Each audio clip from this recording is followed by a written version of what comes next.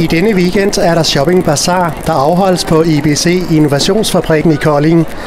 Her er der udstillere fra hele landet, som er klar til at sælge kendte mærkevarer til rigtig gode priser. Udstillerne sælger alt lige fra designertøj, sko, smykker, tasker, boligdesign, skønhedsprodukter, parfume, sportstøj og meget mere. Inden det hele starter, så er der legnet op til luksus Banko med selveste Jim Lyngvild som vært, og så bliver det vist ikke bedre. Jeg vil bare lige byde jer rigtig hjertelig velkommen og sige tusind tak, fordi I har lyst til at besøge os her på Shopping Bazar. Det er jo en fornøjelse, at rigtig mange af jer er genganger, og det er jo et tegn på, at vi laver et hyggeligt arrangement, og vi glæder os hver gang helt vildt, og hver gang tænker vi, skal bare have endnu federe præmier den her gang. Og vi har virkelig lagt os i selen den her gang til rigtig fede ting. Det er ikke til dig, Jim. Vi har nogle regler omkring bankospillet. Det er, at I har alle sammen fået 2 plader, en grøn og en hvid, og vi starter med den grønne. Og det er sådan, at samtlige tal, der bliver råbt op, dem har I på jeres plader. Det vil sige, at det her det er et bankospil. Og det er sådan, at vi starter med etterne herude i venstre side, og så kører den over med 10'erne, 20'erne, 30'erne, 40'erne. Så på den måde er det ret nemt at se tallene og finde tallene. En god idé er at sætte en ring rundt om tallene, så når Jim kommer og tjekker tallene, at I kan sætte et stort kryds henover, så han ikke kan læse, hvad det er, der står. Var det ikke sådan nogenlunde reglerne? Vi skal så også lige huske på, at hvis der er 2, der har banko på samme tid, så laver vi en lodtrækning på nummer, hvor man gætter et nummer, så trækker Dorthe et nummer, den der kommer tættest på vinder, fordi at det oplever vi jo desværre, når der er så mange mennesker sammen. Det er ikke ret tit. Og det der også er i det, det er, at der er faktisk 4 hovedgevinster per spil. Det vil sige, at vi spiller første bankospil nu, kommer der nogle spændende indlæg, og så kommer der et bankospil til sidst. Og det vil sige, at der er 4 hovedgevinster i det første bankospil, og man kan altså kun vinde 1. Det vil sige, har man vundet 1, kan man altså ikke få banko igen på det her spil, men selvfølgelig er man med i det næste spil. Så skal vi ikke bare... Og hvad er hovedgevinsterne? Hovedgevinsterne er weekendophold til Hennemølle og Badehotel, men altså jeg har jo Mulberry iPhone cover, vi har tasker, læderjakker, øl, vi har løbesko, altså vi har simpelthen så mange fine ting, som vi har fået af udstillerne, og det der er i det, og fælles for alt, hvad I ser... Det er jo måske godt arrangere, hvis du skal have et bagefter. Ja. Det vil bare sige, det er, at alt hvad I ser her, det kan købes inde på stande derinde, og jeg skal nok lige nævne, hvad det er for en stand, I kan købe det på, hvis det er. Hvis der er et eller andet, I er i tvivl om, i forhold til nogle ting, I så, I gerne vil have, kommer I bare op og spørger bagefter, hvis det er. Skal jeg nok hjælpe jer. Men så synes jeg bare, at vi går i gang med første bankospil, så er I klar alle sammen?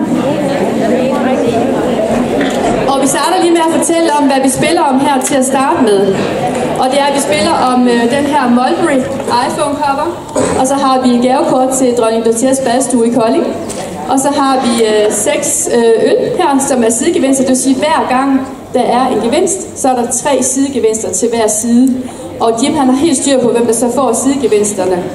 Heldigvis er det bord i dag, hvor der sidder så mange mennesker ved, så vi kan nærmest ikke gå galt. Der er lige omme bagved, og der finder jeg en løsning, og I må ikke skælde mig ud. Der er nogen, der bliver glade, der er nogen, der bliver skuffet. Sådan er livet. Men det første, vi spiller, det er simpelthen, at man... Inden bankospil kunne starte, så fik deltagerne lige en instruktion i det gamle spil, og hvordan det bliver spillet på denne dag, hvor der var rigtig gode præmier på højkant. Og vi er klar. Og vi starter med nummer 74. 74. 36. 36. Nummer 62. 62. Nummer 82. 82. Nummer 81. 81. Nummer 73. 73. Nummer 22. 22.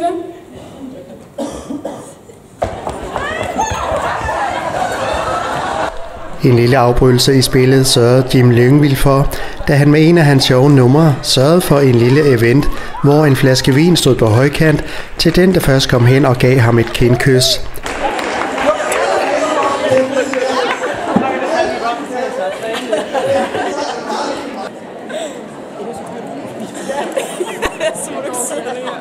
Efter den meget morskab over det stunt, så fortsatte spillet, og så var der banko.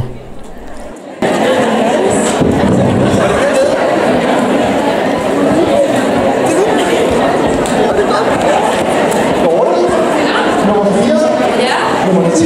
Ja. 22. Ja. 43. Ja. 51. Ja. 12. Ja. 27. Ja. 36. Ja. 74. Ja. Og 84. Den er god nok. Tillykke. Og det er bare helt bordet på håndgringer. Og så er det ikke til. 66. 66. Det gik da meget godt. Ja, jeg prøvede også. Nå, det er godt. Nummer 17.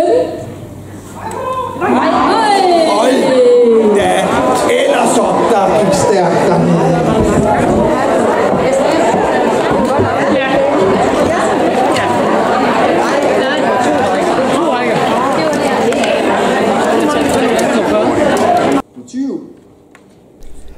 Endnu en gang var der banko, og efter en præmieuddeling, så fortsatte spillet, for de mange præmier skulle jo finde en ejermand eller dame. Er nummer 53 så det rigtige? Nummer 10. Nummer 81. 81. Nummer 30. 30. Ej. Nu skal vi stå tak. Han filmer vinderbord. Skal vi tage billedet for jer? Her. Hvor er vi henne? Nummer 10. Ja. 30. Yes. 51. 70. Ja. 80. 8. 18. 20. 43. Og 59.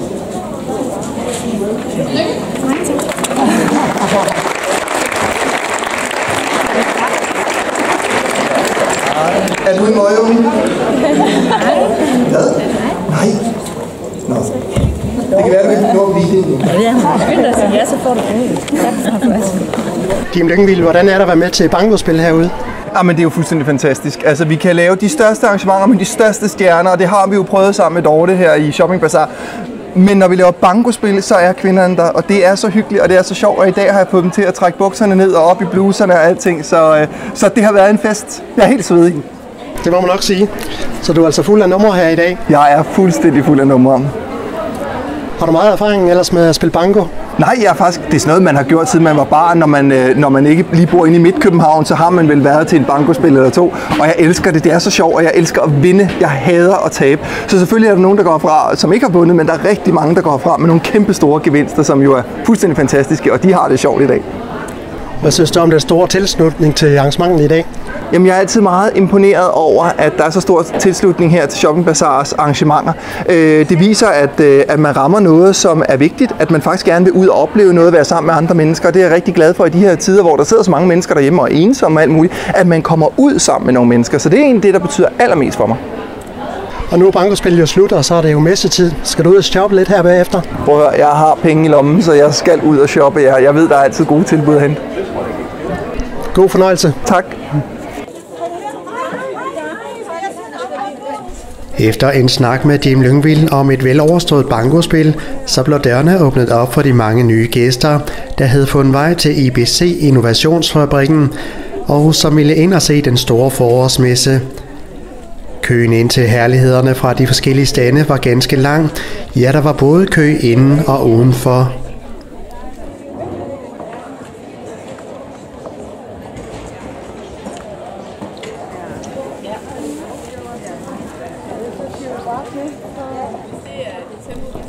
Messen var erklæret for åben, og der var en masse spændende ting og sager.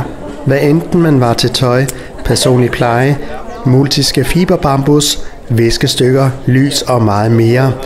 Jo, der var skam alt, hvad der hører sig til på en messe.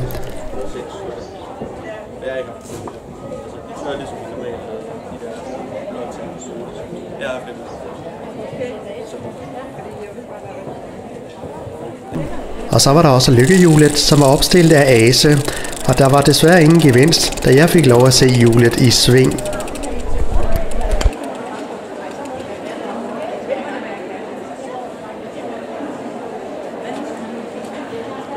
Dorthe Johannsen, kan du fortælle mere om arrangementet, I har her i weekenden? Jamen, det er jo Shopping Bazar, som vi kører 80. gang inden for de sidste 11 år, hvor det jo er power shopping af kendte mærkevarer. Og det afholder vi jo her i IBC Innovationsfabrikken, som er skønne rammer. Og her får vi jo mulighed for at shoppe kendte mærkevarer til super lave priser. Så der er allerede rigtig mange, der er i gang med at shoppe derinde, så det er fantastisk. Og hvor mange udstillere er det, I har? Vi har 125 stande, og så har vi Matas med et kæmpe forkælelsesområde, og nogle stande herude i Innovationsfabrikken også med designermøbler og sådan noget. Så der er rigtig meget at kigge på. Der er mange forskellige slags produkter. Hvad kan der nævnes også?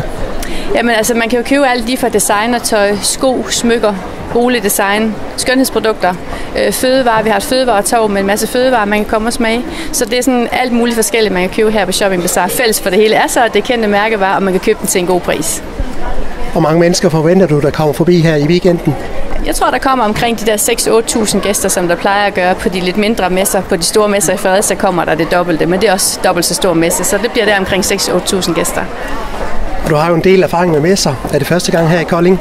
Nej, det er 4. gang, vi afholder det her i Innovationsfabrikken. Jeg har også før afholdt noget på Kolding Hus, og også haft det ude i Sydbank Arena. Så det er absolut ikke første gang i Kolding, men vi har ikke været i Kolding de sidste par år, på grund af, at jeg har et arbejde ved siden af, så det er ikke lige passet i kalenderen. Men nu er vi tilbage, og det er vi rigtig glade for. I morgen søndag, der kommer der musik på scenen. Kan du fortælle lidt mere om det? Ja, altså jeg har inviteret Jeanette Bonde, som er min veninde, til at komme og synge. Hun har jo lige deltaget i Dansk Melodi Grand Prix, og kommer og synger hendes sang nummer 9, Hurricane, i morgen kl. 13. Det er en gratis koncert, hvor alle er meget velkommen til at komme og høre det, og det er en halv time, så hun synger en masse rigtig skønne, smukke sange. Så ønsker dig held og lykke med messen. Det er rigtig sødt, og tak skal du have. Tak fordi I kom.